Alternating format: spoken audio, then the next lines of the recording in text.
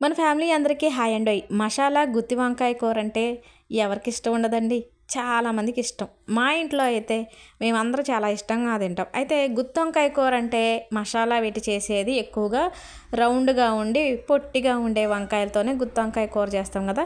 ఇప్పుడు మా దగ్గరలో ఎక్కువగా అవి దొరకట్లేదని ఈ ఉన్న వంకాయలతో మామూలు వంకాయలతో ఈ గుత్తి వంకాయ కూర చేశానండి. ఎలా చేశానంటే స్టవ్ వెలిగించి కళాయి పెట్టి ఆయిల్ వేసి ఆయిల్ వేడెక్కిన తర్వాత అల్లం వెల్లుల్లి పచ్చిమిర్చి ఈ 3 పేస్ట్లా చేశాను.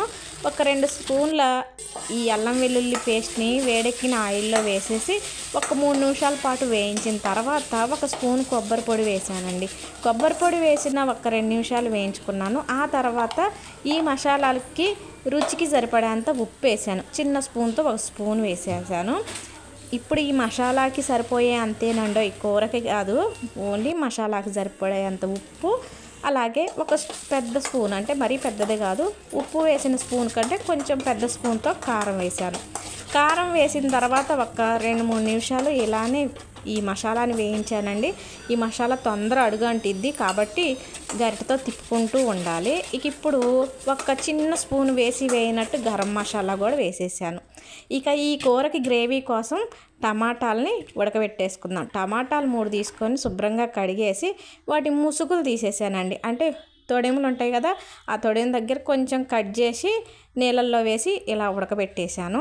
ఉడికిన తర్వాత ఈ టమాటాల పై తొక్క తీసేసి మిక్సీ జార్లో ఉడకబెట్టిన టమాటాలు, 2 స్పూన్ల కొబ్బరి, అలాగే చిన్న ఉల్లిపాయ అండి ముక్కలుగా కోసాను గ్రేవీ కోసం, ఇవన్నీ వేసి మిక్సీ పట్టేశాను. మిక్సీ జార్కి పెట్టిన మూత చూసి నవ్వుకోకండి, మిక్సీ జార్ మూత వాచిరపోయిందని బిర్యానీ బాక్స్ మూత ఈ మిక్సీ జార్కి వాడేస్తున్నానండి. ఇక వంకాయలు కోసేసుకుందాము.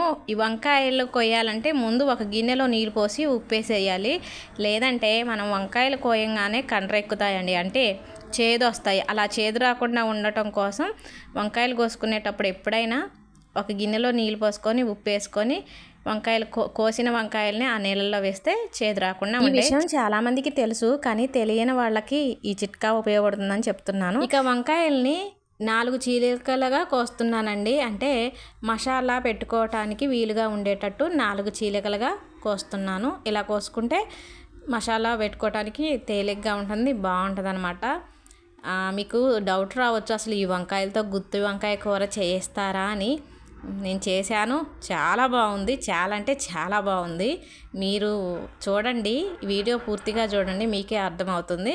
ఇక వంకాయలు కోయడం పూర్తి అయిపోయింది, మసాలా పెట్టేస్తున్నానండి. అయితే మీకు ఒక వీడియో వంకాయని దగ్గరగా చూపించుకుంటూ మసాలా పెట్టిన వీడియో తీశాను, కానీ ఆ వీడియో డిలీట్ అయిపోయిందండి. ఇక్కడ కొంచెం మీకు అర్థం కానట్టుగా ఉంది, కానీ మనం వంకాయని 4 చీలికలు చేసుకున్నాం కదా, ఆ చీలికల్లో మనం వేయించి పెట్టుకున్న మసాలా పెట్టేసేయటమే. ఇక కూర రెడీ చేసుకుందాం. స్టవ్ వెలిగించి గిన్నె పెట్టి ఆయిల్ వేసి ఆయిల్ వేడెక్కిన తర్వాత కరివేపాకు, జీలకర్ర, పచ్చిమిర్చి, ఉల్లిగడ్డ ముక్కలు వేసేసానండి.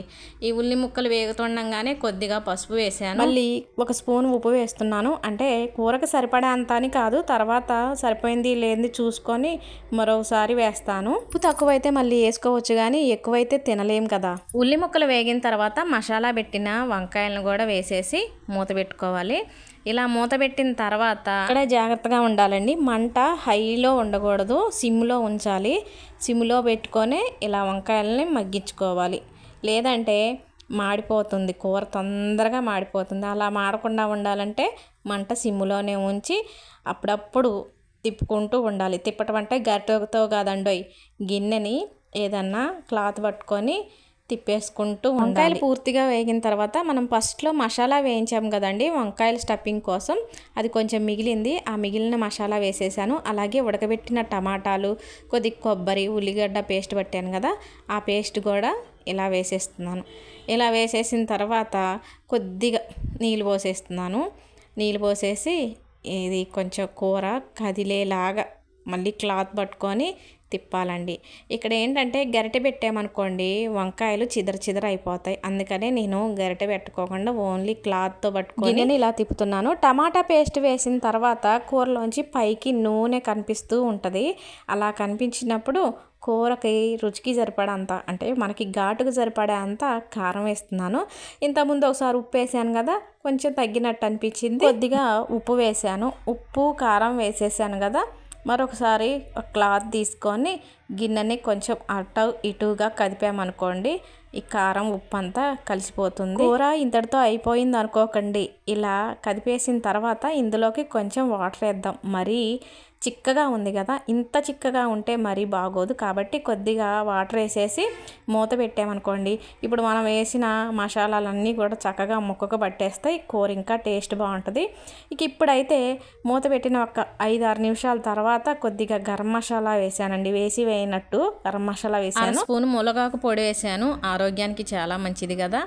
ఇక ఇప్పుడు మనకు ఎంతో ఇష్టమైన కొత్తిమీర కూడా వేసేస్తున్నాను. కూర అయితే గుమగుమలాడిపోతుంది. అస్సలు టేస్ట్ సూపర్ అంటే సూపర్ ఉంది. ఓన్లీ గుత్తి వంకాయలు అంటే మామూలు వంకాయలకి గుత్తి వంకాయలకి చూడటానికి తేడా ఉందంతే కానీ టేస్ట్ అయితే ఏ మాత్రం తీసిపోలేదు. నేను అన్నం తిన్న తర్వాతే ఈ వీడియో అప్లోడ్ చేస్తున్నాను. సూపర్ అంటే సూపర్ ఉంది. నేను చెప్పిన విధంగా చేసుకోండి. మీ ఇంట్లో అందరూ కూడా మిమ్మల్ని మెచ్చుకోకపోతే అప్పుడు నన్ను అడగండి.